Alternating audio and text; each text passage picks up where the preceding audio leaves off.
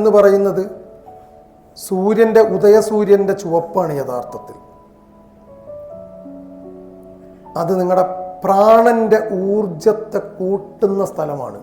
പ്രാണന്റെ ഊർജത്തെ എന്തുകൊണ്ടാണ്? പ്രാണന്റെ കേന്ദ്രം എവിടെയാണ്? പ്രാണന്റെ കേന്ദ്രം ഹൃദയത്തിലാണ്. ആദ്യം നമ്മുടെ നാസികത്തിലാണ്, അത് കഴിഞ്ഞ് നമ്മുടെ വായിലാണ്, അത് കഴിഞ്ഞ് നമ്മുടെ ഹൃദയത്തിലാണ്. ഈ സംഗതി പ്രാണന്റെ ഏറ്റവും വലിയ ഒരു സമ്മേളന സ്ഥലമാണ് യഥാർത്ഥത്തിൽ. പിന്നെ വിശുദ്ധിയാണുള്ളത്, അല്ലേ? വിശുദ്ധി. അത് കഴിഞ്ഞിട്ട് ആജ്ഞ. ഞാൻ നീട്ടാത്തതാണ് കാരണം സമയം അധികരിച്ചു തോന്നുന്നു. ബാക്കി വിഷയത്തിലേക്ക് കടക്കണം. അത് കഴിഞ്ഞിട്ട് സഹസ്രാര പത്മം. ഇതെല്ലാം കൂടിച്ചേർന്നതാണ് ഒരു മനുഷ്യൻ്റെ ശരീരമെന്ന് പറയുന്നത്. ശരീരം നശിക്കുന്നതാണ്.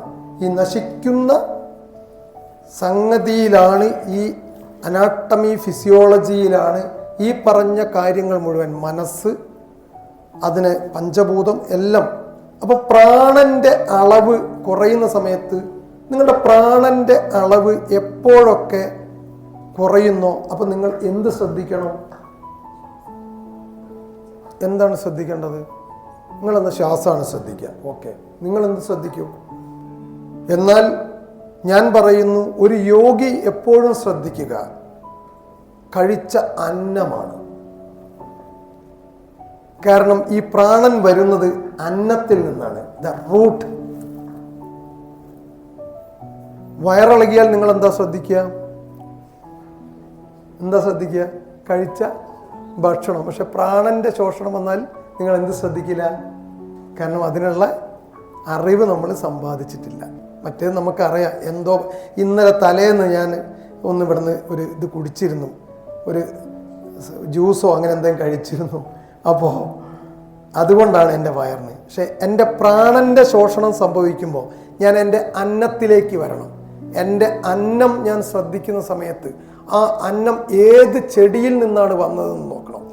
ആ ചെടി ആരാണ് പിന്നീട് അത് അവിടെ കൊണ്ടുവച്ചതെന്ന് അറിയണം. അതിനെയാണ് നമ്മൾ പറയുന്നത്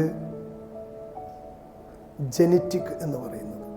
മനുഷ്യൻ്റെയും പ്രകൃതിയുടെ തത്വം മുഴുവൻ ആവാഹിച്ചിട്ടുള്ളത് മനുഷ്യൻ്റെ ശരീരത്തിലാണ്. മനുഷ്യനും പ്രകൃതിയും തമ്മിൽ ലയിച്ചു ചേരുന്ന നിമിഷങ്ങളാണ്. മനുഷ്യനും പ്രകൃതിയും ലയിച്ചു നിൽക്കുന്ന അവസരം. എപ്പോഴും പ്രകൃതിയായി മനുഷ്യന് ലയിക്കാൻ കഴിയുന്നത് മനുഷ്യനുള്ള എല്ലാ ഗുണങ്ങളും പ്രകൃതിയിലും, പ്രകൃതിയിലുള്ള എല്ലാ ഗുണങ്ങളും മനുഷ്യനിലുമുണ്ട് എന്നുള്ളതാണ് സത്യം.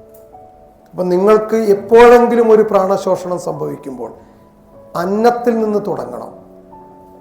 ഇതാണ് യഥാർത്ഥ ശാസ്ത്രം. ഈ ശാസ്ത്രത്തെ അറിയാതെ നിങ്ങൾ മുന്നോട്ട് പോയാൽ നിങ്ങൾ പടുകുഴിയിലേക്ക് വന്നു ചേരും.